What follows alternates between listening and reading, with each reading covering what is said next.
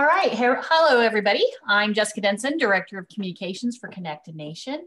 We are about to start our telehealth webinar. Our focus as a nonprofit is to identify innovative solutions to expand access, adoption, and use of high-speed internet and its related technologies to all people. Advances in telehealth are a big part of that work, and so this is our final planned webinar in a series of 5 that's focused specifically on the past, current, and emerging use of telemedicine. These discussions come on the heels of a telehealth study released by our state program, Connected Nation, Michigan. That study looked at the challenges and opportunities in in telemedicine within rural counties. It was released just a week or two before pandemic closures began happening. You can imagine telehealth began ramping up at a rapid rate as we were all asked to practice social distancing. Among the concerns that we found in that study or key issues identified at the time includes the need for improved broadband access in rural areas, broadband also being high-speed internet, concerns over whether telehealth visits would be covered by insurance, and the need for additional funding in areas that need telehealth. For today's webinar, we are focused on what you, the audience, want to know about telehealth. What are the questions you still have? What information would you like our panelists to share to help you navigate this technology, whether it's today, tomorrow, or in the future? On that note, I want to take a moment and introduce our panelists today. They are Tiffany Wong, who is the tech support team lead for the organization Telehealth Access for Seniors. Jackie Prokop, who is the director of the Medicaid Program Policy Division within the Michigan Department of Health and Human Services. Laura Kilfoyle, who also works for the same department as Jackie, but in the role of telemedicine policy specialist. And Jim Rogers Jr., who is the president of Health Connect Networks, a firm working to bring low-cost broadband services to nonprofit healthcare providers. Welcome, Tiffany, Jackie, Laura, and Jim. Thank you. Good morning. Good morning. Thank you all for joining us today. We really appreciate it. This is an important topic, especially in light of what's been going on in our country this year. So we really appreciate you taking the time to speak with us and answer our questions. Our panelists today all have critical roles within different areas of telehealth. So I want to give each of them a moment to share some details about what their organizations do and their area of expertise. Also, that'll give you, the audience, an idea of what kind of questions they can answer. And I promise you, they are from all facets of telehealth. So anything you throw at us, I'm pretty confident we can handle. So I'll begin with you, Tiffany. If you're a senior at Yale studying molecular biology, but are the tech support team lead for Access for Seniors, your organization was founded by other Yale students in response to the need of the pandemic. So it's kind of a new organization, but you guys are specifically tackling an issue with seniors. Share a little bit about your mission and how you got started, Tiffany. Hello, yeah, thank you so much for having me today. It's great to be here. But yes, to provide some information about our organization, Telehealth Access for Seniors, it aims to provide seniors in low-income communities with devices and also resources to connect them to their physicians with telehealth, to their friends and family with digital connectivity services, and then also to wellness tools with a range of applications that are available. And we first began our mission, our organization, in March at the start of the pandemic. When things were getting pretty serious, we recognized that many doctors and clinics were making this transition to telemedicine, not only for the safety and well-being of their staff, but also of their patients. But we also realized that this put low-income patients, particularly elderly patients, in a very vulnerable situation if they did not have access to a device or the resources to access the rapidly expanding usage of telemedicine. And so this is why our group specifically focuses on veterans, as many of them are disabled and live alone. And so we began collecting donations from family, friends, and quickly expanded our mission to become an official nonprofit in 26 states with 300 volunteers. And your volunteers range from all over, all kinds of backgrounds, correct? Correct, yeah, we have volunteers. Some of them are in high school, some of them are in college, but they are across the country in multiple states. And it's been great to be able to continue our efforts and to expand as more volunteers join. And you have another slide here that kind of talks about some of the progress you've made and the impact. Can you expand a little bit on this? Yeah, so since we began, we've been able to collect over 2,500 devices, raise over $125,000, working in over 26 states and partnering with over 104 clinics right now to distribute devices and resources to patients that could benefit from them. Devices is something, at least our nonprofit Connected Nation, we talk about a lot about. It's not just needing access, but it's actually needing the devices in the home. Were you finding that a lot of seniors lack that? Yes, we realized that a lot of the devices might not have cameras. And so just having a camera and being able to see your doctor or your physician in person and have that face-to-face interaction definitely helps with the appointments and with speaking about their problems and things like that. Finally, let's go to your final slide. And this is for some people all across the country, right? It's not just for a specific area. I know you're a Yale student, but it's not just for there. It's for all over. And these are the different ways that people can get in touch with your organization? Correct. Yes. The most easiest way is probably through our phone number to be able to connect directly with a volunteer that serves on standby to receive any calls that come to our number. And that number is here. It's 1-475-765-0564. But we can also be reached by email at contact@telehealthforseniors.org. But either of these two methods, we will receive your call or email and direct you to a volunteer that will be happy to assist you with any questions that the patient has. Fantastic. And then I also wanted to— Oh, go ahead. I'm sorry. Oh, yes. I just wanted to share that we also have helpful guides compiled about device setup, email setup, using telehealth apps. And these can all be found on our website as well, telehealthforseniors.org. And these guides are found in English and also other translated versions as well. Fantastic. It sounds like you guys are doing great work. Just so everyone knows who's watching the webinar, and we always record these and we'll be putting these out after the fact, and I will include these slides. So if you did not see this or didn't get a chance to write down the number that you think somebody will need, you will have an opportunity for that. We will continue to promote this after the fact, because sometimes people can't attend who wanted to attend. And also this kind of information, I want to make sure you have it at your fingertips. So let's move on. Thank you so much, Tiffany. Many seniors are using Medicaid to supplement their medical costs. As I mentioned earlier, we have two panelists who are joining us from the Michigan Department of Health and Human Services. They are Laura Kilfoyle and Jackie Prokop. I want to begin with Jackie, who is the director of the Medicaid Program Policy Division. She has worked for the state of Michigan for more than 27 years, with most of the years working in the Medical Services Administration, the agency responsible for the administration of the Medicaid program. In her current role, she oversees health policy related to Medicaid, the Healthy Michigan Plan, maternal outpatient medical services, also called MOMS, which I really like, the Flint waiver, and the Michigan Child Program. She has a bachelor's degree in nursing, so she understands what it's like to be in the actual doctor's office, a master's degree in healthcare administration, and a PhD in nursing with an emphasis on health policy.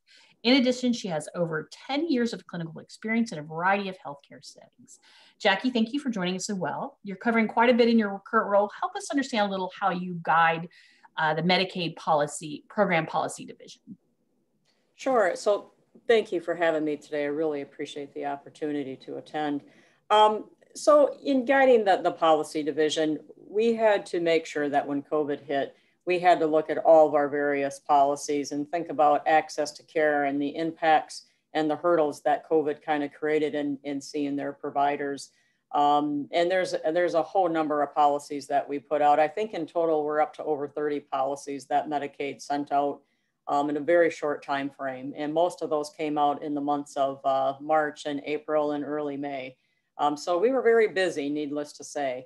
But I think, some of our biggest policies are related to telemedicine and really making sure that people could access healthcare services. And thankfully, we also had Laura Kilfoyle, who will speak in a bit. She's our policy specialist that really helped to lead this effort and identify all the different providers and also identify how much we could open up healthcare covered services in regards to telemedicine. I think COVID will forever change the landscape for telemedicine. Prior to COVID, we were working on a policy that did open up some telemedicine services, but with COVID, it also allowed us to allow these services for providers that we probably wouldn't have originally considered. And, we have certain programs like the maternal infant health program where either a social worker, nutritionist, or a nurse sees a pregnant woman or a mother within the first year of the baby's, the infant's life. And we always believe that that program really should be more of a face-to-face program. Well, when COVID hit, you know, these beneficiaries still wanted services, but they were afraid to have people come into their house for, you know, exposure, for risking exposure to COVID, which we completely understand. So we did allow telemedicine services to happen for this program. And as we think about going forward, we do believe that it is a good idea to have a telemedicine component with that.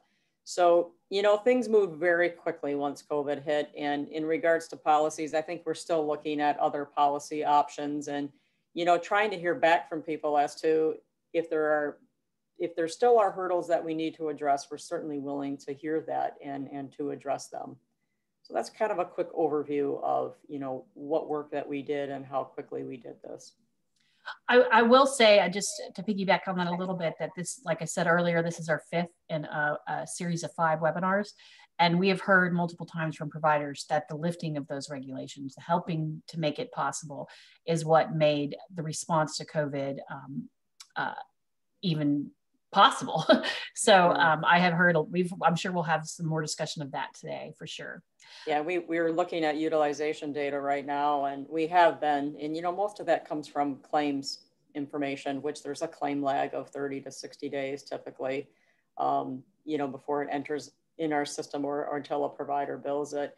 And we really have seen some great utilization, both on the physical health side and the behavioral health side. So that's something we're pretty proud of. And you know, we sent out policies in April and even May, and we ended up backdating them to March 1st to say, providers, if you provided these services via telemedicine, you can still bill us, and, you know, trying to get that word out.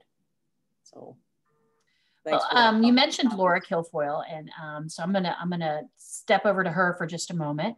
Thank you so much, Jackie. Laura is the telemedicine policy specialist within the same within the Medicaid policy division of the Medical Services Administration for the same department that Jackie works in, which is the Michigan Department of Health and Human Services. In her current position, she develops Medicaid policy, ensuring alignment with current trends, which always bearing in mind the best services for Medicaid beneficiaries from across Michigan. Now, I talked with each person before this webinar began, and Laura made a point of saying that her department works to think about what's the best services for beneficiaries. So I just want to emphasize that. In addition, Laura has 20 plus years of experience in the nonprofit and public sector with emphasis on a program administration, policy development, community assessment, and data analytics. She also holds a Bachelor of Science and Master of Public Administration and Health Administration degrees from GVSU.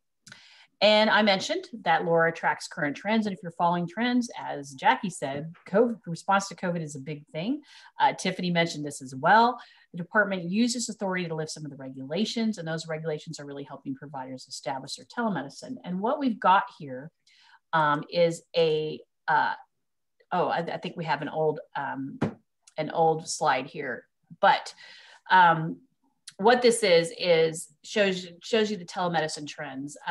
In January, it was a certain length, and the blue there is staying with the January numbers. So I'm going to let Laura. Sorry, Laura, I had another slide for you there, and I don't know why it didn't get added.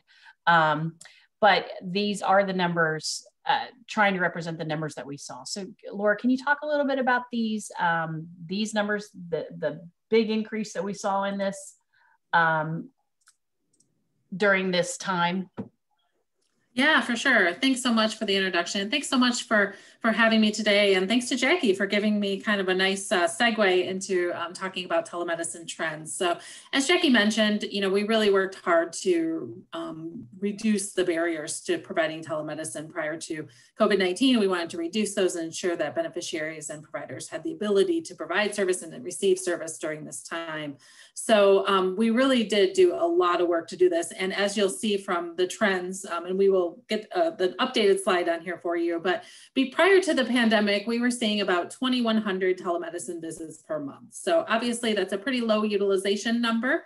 But as we were started to release these policies that were put out to decrease the barriers to accessing telemedicine, we really saw a major uptick. And in April of 2020, we actually saw our highest utilization of telemedicine. We actually saw almost 260,000 telemedicine visits during that month. So as you can see, our providers really grabbed hold of telemedicine. They really implemented the changes that we made, and we're able to provide some great access during that time. So we're, like Jackie mentioned, we're particularly proud of that. We really feel like this was an avenue that provided for beneficiaries to reduce their exposure. It provided for comfort for beneficiaries as they were in their homes and able to access telemedicine services, and really provide an opportunity for beneficiaries to see their provider, because we know a lot of providers were also not able to go into their office to provide services. So we're really proud of that, with something that we're continuously looking at. And one of the things that, we're thinking about is, what does telemedicine look like after COVID-19? So obviously prior, we saw a pretty low utilization. As Jackie mentioned, we were working on updating our policy at that point. It came at perfect timing. We were able to release that and kind of move forward with it. But what will that look like afterwards? And I think we all know COVID-19 has changed the landscape. It's changed the landscape for many areas. And telemedicine is one of those very significant areas. And so we don't believe we'll see utilization at the pre-pandemic level. Obviously, we don't think that folks will go back to that. We've heard a lot of feedback from beneficiaries. I think studies show that a lot of beneficiaries enjoy the flexibility of telemedicine, and they enjoy being able to access services in that manner. We've also had a lot of providers who have just gone through a significant change. If they weren't using telemedicine before, they were quickly thrown into the telemedicine pool. And they had to ramp up quickly to provide those services at kind of a sink or swim sort of idea. So we definitely don't think it will go back to prior to COVID-19 levels, but we're definitely looking at the trends, looking at the data, and as Jackie mentioned, really paying attention to feedback from providers and what that data looks like on determining what our ongoing telemedicine policies will look like. So we're excited. This is a tremendous opportunity. We're happy that we were able to provide some decreased barriers for beneficiaries and providers during this time, and we'll see what things look like in the future. Just because you're the graph that we have neglected here to put in here, which I will do when I re-edit this afterwards to share with the public even further. I just want to mention the jump in the number. It's from January and February, about 2,100 a month average telehealth visits in January and February of this year. In the month of April, that jumped to 250,000, 57,000. Yeah, 57,000. 257. Yep. And now we've leveled back off to about 108,000. Yeah, my apologies if that's the wrong. I mean, it shows the numbers, but it's not as good as yours that was there. So my apologies for that. No worries. So let's move on to our last but not least, James E. Rogers Jr., who likes to go by Jim. Jim is the president of Health Connect Networks, a firm devoted to bringing low-cost broadband services to nonprofit healthcare providers across the U.S. in conjunction with Healthcare Connect Fund subsidies. In 2007, Jim founded the New England Telehealth Consortium, a nonprofit network with more than 1,100 participating New England healthcare providers. NETC was awarded $24.6 million by the FCC as part of the Rural Healthcare Pilot Program. Jim and NETC were contributors to the new Healthcare Connect Fund rules. He is also a trustee of the board of Excedia, I'm sorry if I'm saying that wrong and butchering that, hospital, and a trustee of the board of Phillips Strickland House, both of which are located in Bangor, Maine, and previously served as an adjunct faculty of Hussein, I can't pronounce anything today, I'm sorry guys, at university and on the State of Maine Telecommunications Forum. In 2019, Jim formed Mission Broadband to help municipalities solve the broadband crisis in rural America. Jim also has a Bachelor's of Science from the University of Maine. Jim, give our audience a little bit of how these organizations you're leading and your role as a trustee tackle the surrounding need for telehealth in different ways. Obviously, there's a part where you're the rural healthcare pilot program, but also where you're dealing with broadband. Are those interconnected? How do you see that? Well, Jessica, thank you very much. I'd be happy to answer that question and give you a little bit of an overview. But first, thank you very much for inviting me to this panel. I really appreciate it, and I'm excited to be with some very amazing speakers that I'm joining here, and clearly have done a lot of amazing things, so that's pretty cool. I would describe myself as a technologist. I've been working in technology for quite a few years, since 1980. And back in, as you mentioned already in my introduction, in 2007, I applied for some federal money, the Rural Healthcare Pilot Program, and formed a nonprofit called New England Telehealth Consortium to build a telehealth network and improve telehealth communications to hospitals and clinics throughout New England. So that was launched in 2007, and as you mentioned, we won $24.6 million from the pilot program. The network that started with about 300, connecting 300 sites, is now up to over 1,100. And the network was really designed to primarily support telehealth. It supports other healthcare needs, such as the transfer of images and electronic health records, but one of its initial designs and a lot of what it does today is supporting telehealth consults. Since 2007 through today, we've received about $50 million, a little bit over $50 million in rural healthcare subsidies, which has really helped to be able to afford the broadband that in many cases these very small clinics and small rural hospitals need. COVID has been really interesting and fascinating, as some of the speakers already alluded to and discussed. The increased demand of both hospital and clinic folks working from home, and also the increased demand of telehealth, put a huge demand and growth on our network. Over 70 of our sites needed more bandwidth. The aggregate number of the aggregate bandwidth that increased was over 10 gigabits of last mile bandwidth that we provided.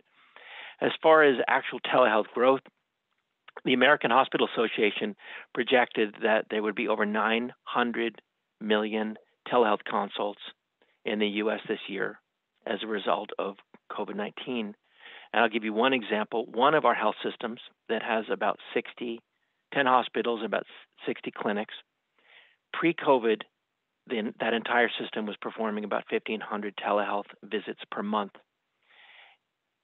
In April, due to COVID, that number went from 1,500 to 36,000 telehealth visits.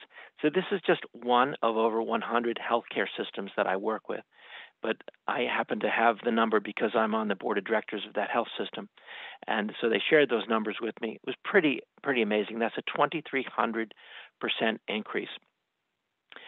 I also, in kind of a multi-pronged approach to how I improve telehealth in the different areas that I work with, I also formed a national nonprofit called Connections Telehealth Consortium, CTC, that works with 1,400 hospitals and clinics in an additional 20 states around the country. And we work to help those healthcare sites improve their telemedicine connections, their connectivity, so that they can support telehealth better. And we also did a lot of work when the CARES Act came about. There was a program called the FCC COVID-19 Telehealth Grant Program, and we worked with 56 of our healthcare organizations in helping them write their applications to that grant. And then finally, I just want to talk about one of the real barriers or problems with to effective telehealth, and that has to do with internet connectivity, sometimes called broadband, to patient homes. Several years ago, many of our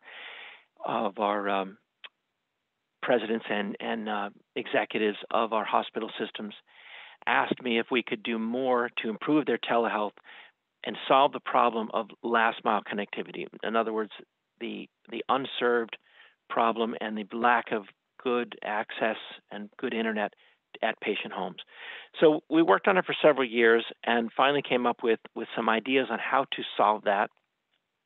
So last year we created a new division called Mission Broadband, and the focus of Mission Broadband is to help towns and municipalities across the country to solve the unserved broadband crisis using a public-private partnership model. I can speak more about that later, but we've done a few things as Mission Broadband to try to solve this telemedicine issue with broadband to the home, and that is we wrote a bill that would use a public-private partnership model so that the federal government could get support directly to communities that could use that money to improve connectivity through a public-private partnership. We also spent a lot of time lobbying Congress to try to get them to pass that bill. There's a lot of interest, although it's a little bit stuck right now, and we work with a lot of communities to try to do that. So that's kind of a quick overview, and I will pass it back to you, Jessica. One question I just want to touch on, obviously, Connected Nation, our mission as a nonprofit is to improve access, adoption, and use of broadband, i.e. high-speed internet that you mentioned. And telemedicine, as I said at the top of this webinar, is at the intersection of that. You began looking at telehealth and telemedicine in 2017 or 2007. I know a lot of groups here on this panel even were already looking at that. I know that the Michigan Department of Health and Human Services was already looking at exploring that. Can you talk a little bit about why you identified telehealth as something you wanted to tackle? So, I mean, at a time when there was some outreach with that, but it wasn't necessarily the huge influx that we're seeing now. So you're referring to back in 2007 when we really launched this whole push for telehealth. I've been involved in telecommunications consulting since 1995 and worked with a lot of healthcare sites across the country over the years. And one of the biggest issues and barriers that I saw was connectivity between hospitals and clinics. And I'll give you one example. It's very typical that urban hospitals, large urban hospitals or tertiary care hospitals, have a lot of clinical expertise. They have the imaging systems called PACS, Picture Archiving Communication Systems. They have the people that the medical specialists that can do the telemedicine consults. And then you have rural clinics and small rural hospitals, like critical access hospitals, and they don't have the PACS systems, the big electronic health record systems. They don't have the humans, the expertise in the medical community. So that needed to be connected together. And what I saw as a technologist is one of the things that was really missing is good connectivity from a large urban hospital to a small rural hospital or clinic. And I became passionate about trying to find ways to solve that connectivity from urban to rural so that the small rural clinics and hospitals could do a better job treating local patients. I've heard a lot of that, obviously, as we were doing this telehealth study and with these webinars, is that there are fewer hospitals in rural areas, and this is one thing that can help. So what I'd like to do now is to move into the larger discussion, since now we have a little bit of background in each of you. I do have some questions prepared. However, I encourage the audience to send us questions and let us know what you want to know. I'm going to start with you, Tiffany. We're going to come back around, and you're on the front lines really helping seniors through the program, working directly with patients, providing devices, donating to clinic seniors. What are some comments that you're getting from seniors or questions that you're getting from them? Maybe some trends that you're seeing that seniors are asking of you. Can you share some of that with us? Yeah, some common questions we get are just about setting up the device in general, maybe setting up an email account if they don't have one, just because that's so vital to have when you're making telehealth appointments with physicians. And so some of these common questions we've actually compiled to form the guides that we have in our website. And so in using this, our volunteers have become very familiar with answering these questions, and then also in making these guides that we can make accessible to patients as well. What are some common questions that you hear? Yeah, so sometimes people ask us about Wi-Fi hotspots. If they don't have a Wi-Fi network in their home, we can try to connect them to a hotspot nearby. ordering groceries online with, like CVS or Walmart, and just doing things, pharmacy orders, things like that. And then also downloading certain apps like the Zoom app. There's the MyChart app that some clinics have used. And so just helping them navigate these certain applications and these certain topics. Are there any things that have surprised you about working with seniors in this way for telehealth? Yeah, I guess one shocking thing is that some seniors really are alone, that they don't have like a child or a sibling to help them with navigate this transition to telemedicine. So it's been really beneficial for us and rewarding for us to be able to connect to patients directly and be that support for them in helping them navigate this transition.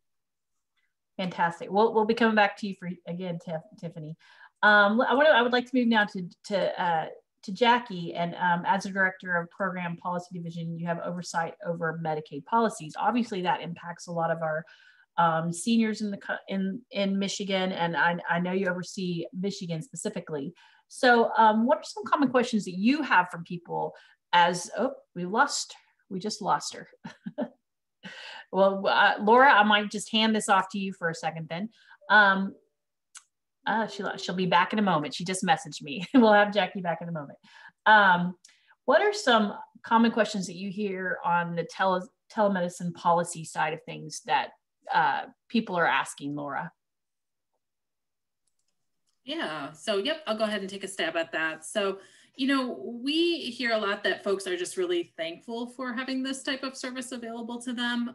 So that's kind of where we are. We heard a lot of feedback from folks at the beginning to increase the number of services that could be provided via telemedicine. So we did a lot of work in that space, opened up to different types of providers. And I think a lot of those questions are what we got at the beginning, just that desire to increase access, desire to include other providers. We opened up to providers that we hadn't opened up to before, from physical therapy, occupational therapy, speech therapy, audiology services. We even have very limited dental services that can be done via telemedicine. So a lot of those questions initially were just those types of things, like, can we do this via telemedicine, or is this something that could be reimbursed by Medicaid? So we did a lot of work in that space, and a lot of just really opening the floodgates there, and just a lot of folks really, grabbed hold of that and were able to really access services. And so that's kind of where we focused from the beginning.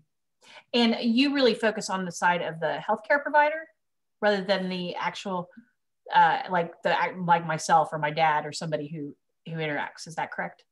Yeah, typically we interact a lot with providers and stakeholder organizations. Obviously, those are the groups that really look to us for expanding policy or defining policy further for telemedicine. Yep. And Jackie, welcome back. We missed you. Sorry, after you took the share screen down, I lost all connection, and I think I was still connected, but I couldn't unmute. So I apologize. I left and came back, or I got kicked. That's all right, though. I mean, we are talking about technology. It's part of all of that. But I know Laura covered it well. She's really an expert in this area. And it's done an amazing. Well, let me throw something to you. What are some common questions that you feel that you get from people when it comes to Medicaid and understanding and navigating Medicaid and telehealth? I think a lot of it has to do with, what our covered services are and who can, we're getting a lot of questions from providers about billing. That's the big thing, is that providers are providing these services, and we want to make sure that they are getting billed and being billed correctly, or that they are billing correctly and getting paid. One of the questions we've also had is in regards to our reimbursement rates. And there are a couple of different, there's two different reimbursement rates that we can go with. And during this time, we have followed like the Medicare guidelines and have paid the higher amount, and then figuring out where things are going to be going forward. So a lot of it's really around utilization. And, we do monitor the questions that are coming in and looking for areas where maybe we need to adjust our policy to make it more available to people. So one of our concerns right now too is just, is there still a fair amount of knowledge gaps out there with providers? So that's something that we're trying to assess as well. And it's really an ongoing thing right now, because some of this is discovery, right? Yes, and understanding what's needed. Well, and we did it so quickly, that was the thing, is normally our policies go through certain processes where it's out for public comment for 30 days and we get more feedback. But when COVID came along, we just quickly put out our policies for a dual, final, and public comment. So, and again, looking at that information, and providers are learning too what works and what doesn't, and what platforms are best. So we're all, I think, in this phase of learning. What advice would you give the average person who does use Medicaid if they have questions about this? Should they contact their provider? Should they who would be someone they should reach out to? I would certainly think of starting with a provider, but they can also reach out to Medicaid too. We do have like a beneficiary helpline that people can call. And we also have several Medicaid policy mailboxes that we monitor several times a day for questions that come in, not just for telemedicine, but for everything. But I think it's important that they work with their providers to see what capabilities that they have. And hopefully the providers will also know that now we allow both a telephone only visit and also an audio visual visit, kind of like what we're doing here on Zoom, where we can listen and see each other, listen to each other and see each other. But the providers, I think too, it's the platform that they're using and making sure that they have that connectivity, I think is a big issue. In every meeting I'm in about telemedicine, I really do learn more about a number of providers I know will go through their electronic medical records platform. And, that's really interesting in terms of, what can we in Medicaid do to support providers and beneficiaries? So we're still asking those questions and thinking through it. So right now, there's a lot of different platforms that providers are using, right? There's not one single thing. So do you feel like you're constantly learning some new platform or trying to figure out a new technology as you go? Well, I think it's just making sure that there's access. I heard Jim talk about, broadband issues, and, Medicaid reimburses the provider. And, one of the concerns we have is with Medicaid beneficiaries of, do they have enough data to be able to have a telemedicine visit? What if they don't have access to the internet? So we're looking at, not just in Medicaid, but it's department-wide, looking at broadband issues and trying to do what we can to support both beneficiaries and providers. And, like I said, that's a larger question than Medicaid, but Medicaid is at the table for that. Well, then let's go to you for a moment, Jim, as well, since Laura or Jackie brought it up. I do want to touch on the idea of, I know you're a trustee on the board of some hospitals, and you obviously work with a lot of providers with your consortium that you have. Talk a little bit from the provider side. What are some of the challenges that people maybe should be aware of? Or do we need to have a little more patience, understanding while providers navigate this technology? Are there? You said there was a huge uptick in usage. So, what are some things that you're seeing on the provider side, or some discussions that are happening that will maybe impact us moving forward? So, thank you, Jessica. I will answer that from maybe a couple of different ways. One is I am a trustee on the board of directors of one of the two psychiatric hospitals in Maine. It's called Acadia Hospital. Some of you may have heard of Acadia National Park. It's the same name, Acadia. And the Acadia Hospital that both does inpatient and outpatient work. And a lot of the outpatient pre-COVID, people were driving in for various needs to see providers. And something like, I think it was about 2,500 people a week, patients a week were driving in from in many cases 2 to 4 hours of drive time to come in on a weekly basis to be seen by their provider. When COVID hit, the hospital very quickly said, well, we can't have all these people coming in. We need to try to make sure that they're staying at home, they're staying safe. There were various quarantines in place. So they very quickly rolled out using the Zoom platform, and they found that about 90% of the people had enough bandwidth to do okay Zoom. And in telepsych, you're not dealing with a lot of telemetry. You're just dealing pretty much a picture of a person and the audio. So it's not as demanding as some telehealth consults that might need blood pressure or heart monitor or different things that are going on. The the fascinating thing is I've asked a lot of questions about, well, how is it working and what are the stats? And it turns out that within a month after the quarantines went into effect, over 90% of patients were being seen via telehealth. About 10% of that were audio only because they just really didn't have internet, or it was very, very poor quality.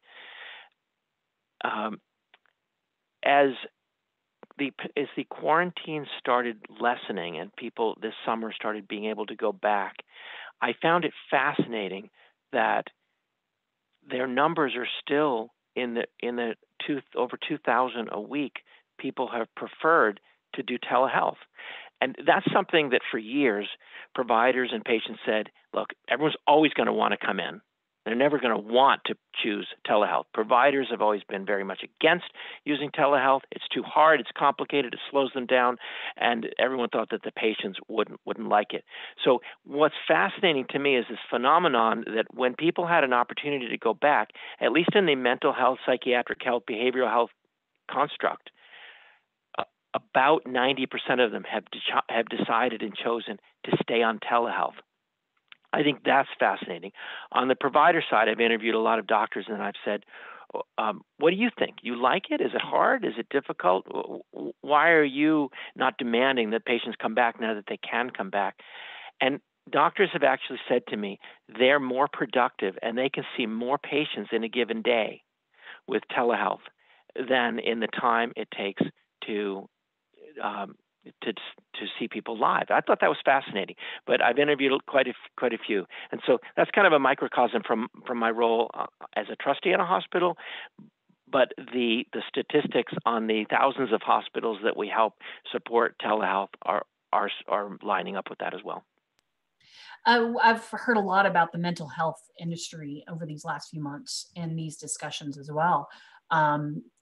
During the webinars and after the webinars, people ask me questions about it and people having more access. So I think you're right on with trends. Tiffany, let me ask you, have you been hearing from seniors that they feel like this is something that after they learn the technology, that they're feeling comfortable with talking to their doctor this way? I think so. I think once they kind of break the barrier or break the first obstacle into telemedicine and they have their applications and they're just more used to using the device, they've become more comfortable and can easily reach out to their doctors on their own. And sometimes we get some repeat calls from patients, but eventually they say, like, they can definitely do it on their own, and they've learned how to navigate the telemedicine field, and that's been great. What's some advice that you could give right now for anybody who may be watching, or when we air this later, what could a senior take away from this that they could learn, or what is the common piece of advice you give? Yeah, so I mean, it does take practice and using the telehealth world and the field and all the certain apps. But it's definitely nice whenever we get questions and for them to be comfortable asking us questions, because we are here to help. We're happy to assist them. And so just either calling us or emailing us is always the best way. Yeah, and again, we'll share that when we send this out. Moving forward, Jackie, now that I know we talked a little bit about COVID and we've touched on it throughout, which telehealth right now, that's a huge part of it.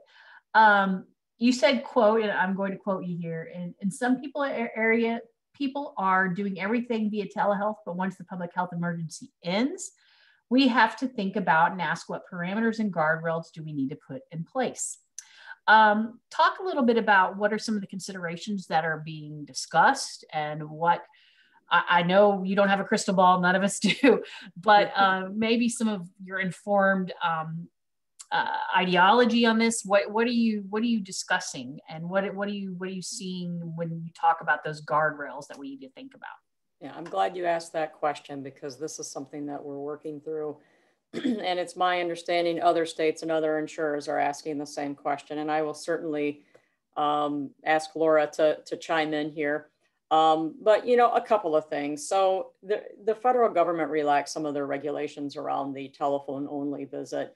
And so we're having discussions about what that will look like in the future, if we will allow telephone only, if we can allow, because we don't know what regulations will be in place. We assume that it's going to be restrictive.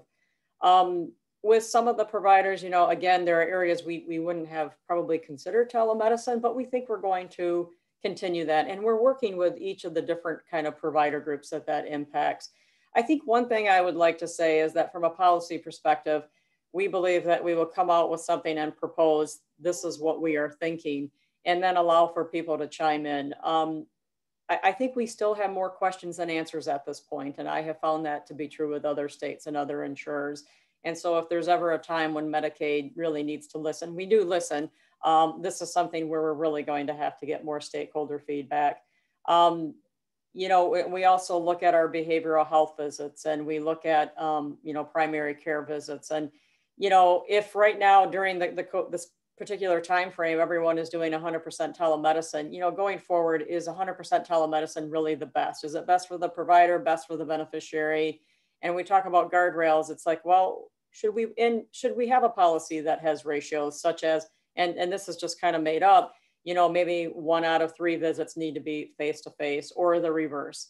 But I don't think we in Medicaid can make those decisions alone. And that's where we're really going to need stakeholder input.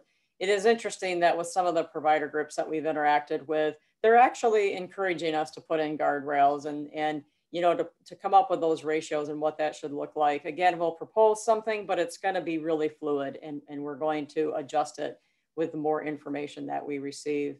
And Laura, I know you've also Laura's been helping to lead this actually. I don't want to undermine or underestimate, her role. It's been very large. But Laura, is there anything that you would like to add to that? Yeah, I mean, I think we have, some kind of overarching policy priorities as far as like ensuring privacy of the beneficiary, ensuring the right visit at the right time for the right beneficiary, ensuring appropriate access for providers, value considerations. So I think there's a lot of different things that feed into what long-term telemedicine policy should look like. And I think, Jackie's spot on with this. We're in this new phase. We're watching the data, we're watching, what's going on, we're hearing feedback, but we are going to need, some more feedback from folks to really determine what the best direction to go in. And I think, as Jackie mentioned, we have states all over that we confer with that are in the same boat, right? We're all trying to grab as much information as we can in this changing world and then figure out what is the most appropriate. But I would say the main thing is really that right visit for the right beneficiary at the right time. So, right. To be a beneficiary who is, comfortable with the technology, it has to be a provider that's comfortable with the technology. It has to be the right type of visit. Not all visits should be done via telemedicine. I mean, I'm the telemedicine policy specialist, and there are some visits that need to be done in person. So that's what we're trying to ensure, that really that right mixture of services to get the full benefit and the full value of healthcare for our beneficiaries. Yep. Yeah, and to that,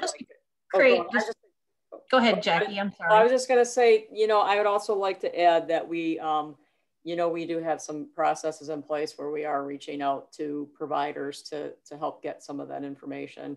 And, there are like certain things you just can't do via telemedicine. And I think Laura has alluded to this, is like with children getting immunizations, they need to go into the provider to do that. But yet we also want them to have well child visits. And maybe there's a concern about, the parent doesn't want to take the child in for fear of exposure to COVID. So, there are just things that we need to continue to work through. I know that, no, that's completely fine. When, like I said earlier, I spoke with each of you before we had the webinar. And with Laura, you and I talked about, you explained to me a little bit that there is a federal level and a state level for this program. Can you just, to create a little bit of understanding amongst people as we share this and right now and beyond, how that works with the federal and the state regulations? Yeah, so CMS really determines federal policy when it comes down to how that's applied to Medicare. And a lot of what we do really mirrors that. Obviously, we want to ensure that if there are crossover claims or things like that, we take that under consideration. We definitely use a lot of Medicare guidelines, but we also have some flexibility at the state level as well. So while we look to that, we look to, what policy is coming out at the federal level, what we can do, but we also then take that and say, okay, what makes sense for Michigan as well. So, so there are some areas, as Jackie alluded to, there might be things that are HIPAA related regulated. Obviously, we have no purview over HIPAA. That's a federal requirement. But there are other things that we do have a bit more discretion with. So generally, when you see policy come out from CMS, it's specific to Medicare policy and how they're applying that in Medicare. And definitely that's something that we strongly consider. Obviously, that's a significant group, but we also consider state priorities or state needs as well. Thank you. That was very, very good explanation. Jim, I have a question for you that our audience has sent in. In response to COVID, sure.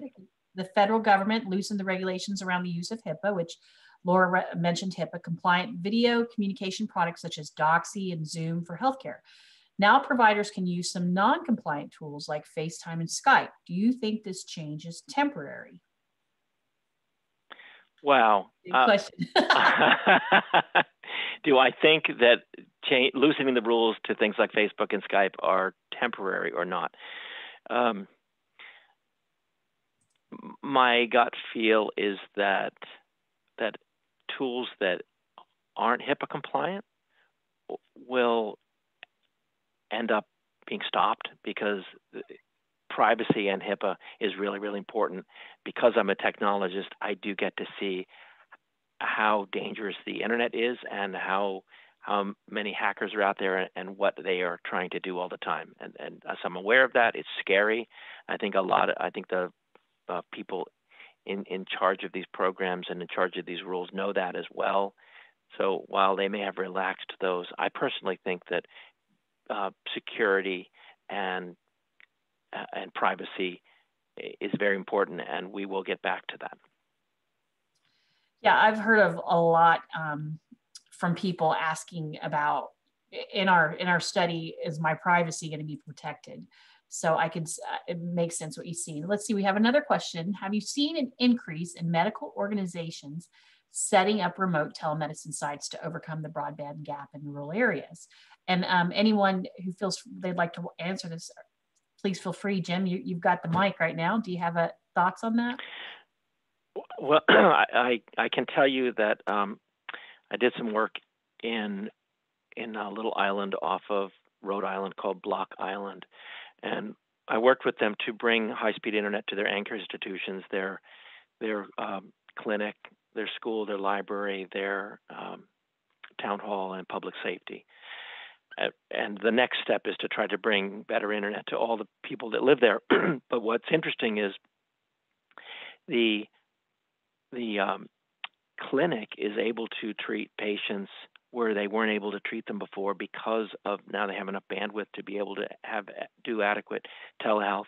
And then when the clinic is closed, a lot of people flock to the parking lot of the library so that they can use their Wi-Fi, because it's one of the few places on the island that you can actually get decent internet, and they can do things like those kind of Skype calls using that. So hopefully I've answered that question.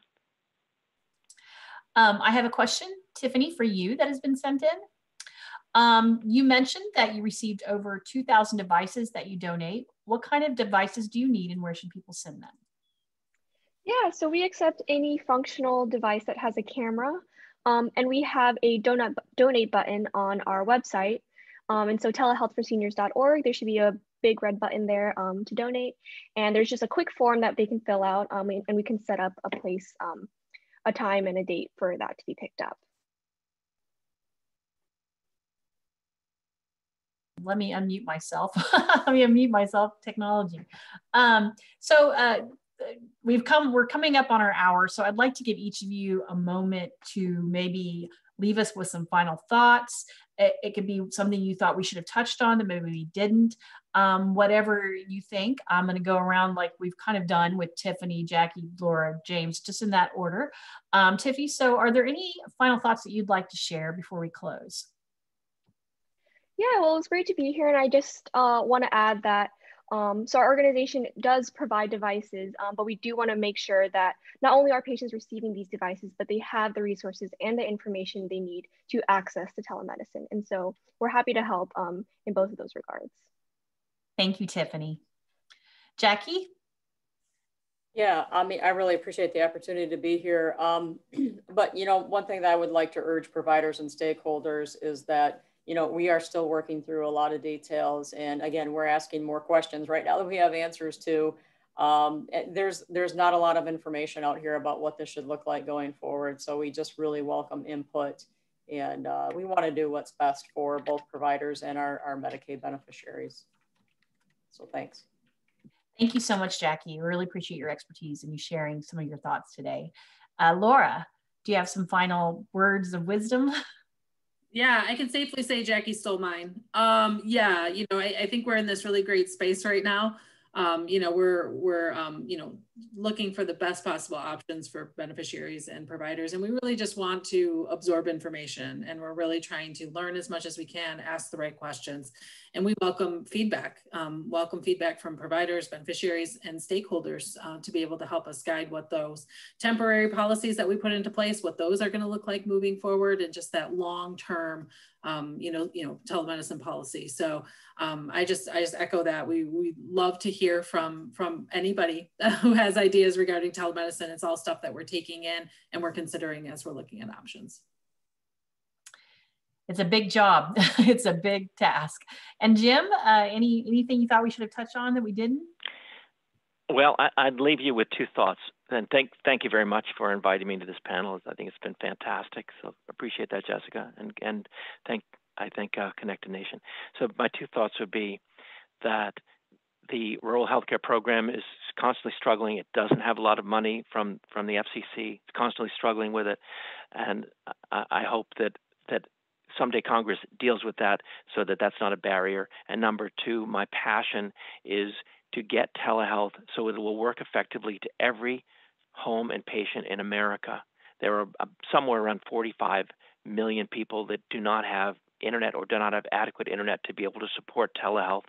So my passion and my goal is that Congress would come up with a funding mechanism similar to the bill I wrote, if that would be possible, so that public-private partnerships can solve the problem of getting adequate internet to every American. Well, that is something we can echo at Connected Nation. We definitely are big proponents in getting broadband to every person, and no matter where they live or where they start, not only for telehealth, but for telework, for education. And if any of us even questioned why that was an issue, the pandemic has shown us. I'm going to ask you all to sit around for just one moment, because we're going to have the world premiere of our first telehealth video in a series of 6 that we're working on. We're doing this because we had planned to have forums during following our study to help people understand telehealth. Well, obviously, in this post-pandemic world, we really can't go and meet with a bunch of people. So we are tackling that issue with these webinars. And we're also doing a series of informational PSAs that are going to go out across Michigan and nationally. And I would like to share with you the first, which is Understanding Telehealth. And we'll ask, if I'll mute to Ryan, if you could play that for us.